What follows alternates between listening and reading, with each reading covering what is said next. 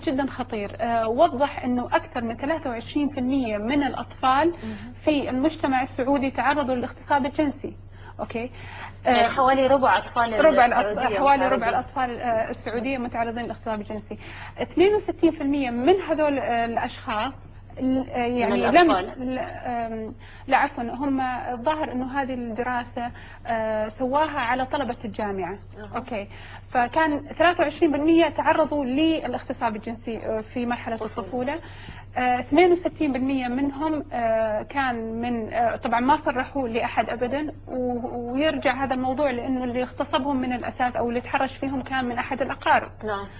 وفي الدراسة هذه ذاكر أنه أكثر من 16% من الأقارب، يعني تحديدا 5% من الأخوة والأخوات، 2% من المعلمين، و1% آباء وأمهات. في دراسة أخرى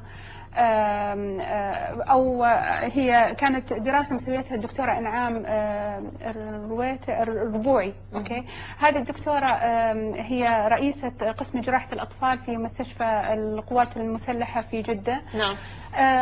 ذكرت أو حذرت من أنه السنوات القادمة سوف تعاني أو نعاني كمجتمع من حالات منتشرة جدا جدا من الشذوذ الجنسي.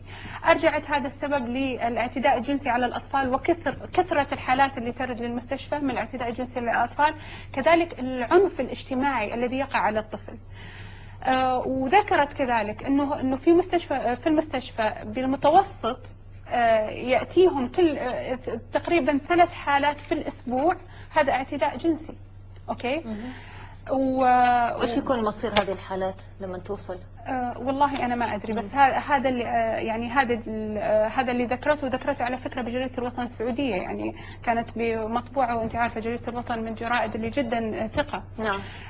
بالإضافة لذلك في دراسة في مكتب الإشراف الاجتماعي، هذه الدراسة برضو خطيرة جدا.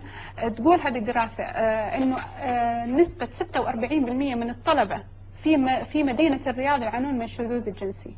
25% من الطلبة في مدينة جدة يعانون من الشذوذ الجنسي. إذا أغفلناها معناها نحن ما احنا واعين لحجم، لأن هذه الأرقام تكون سريعة. فجأة تلاقي مجتمع صار مفتت هش. لما يكون عندنا نسبة من الطلبة والأطفال أو المراهقين شادين ومثليين، هذه مصيبة حقيقية. يعني أنت ما عندك مجتمع قوي فعلا. يجب أن فعلا ننظر لهذا الموضوع بنظرة أكثر جدية. طب هذا يعني شيء جديد في السعودية أن تنشر عبر الصحف مقالات، هناك مقالات كتبت عن الموضوع. الدراسات التي ذكرتها ما تعتبرينه شيء جديد؟ لا، في السعودية؟ هو مش جديد. يعني الدكتورة هناء المطلق كانت من عام 96 تكتب عن التحرش الجنسي، تكتب عن اغتصاب المحارم كثير، يعني هي من أول الناس. كذلك في كثير ناشطات حقوقيات وناشطات في مجال الطفل بالذات، يعني في من زمان، وفي لجان عندنا في مستشفيات. يعني ليس هناك رفض من قبل المسؤولين لطرح مثل هذا الموضوع؟ لا.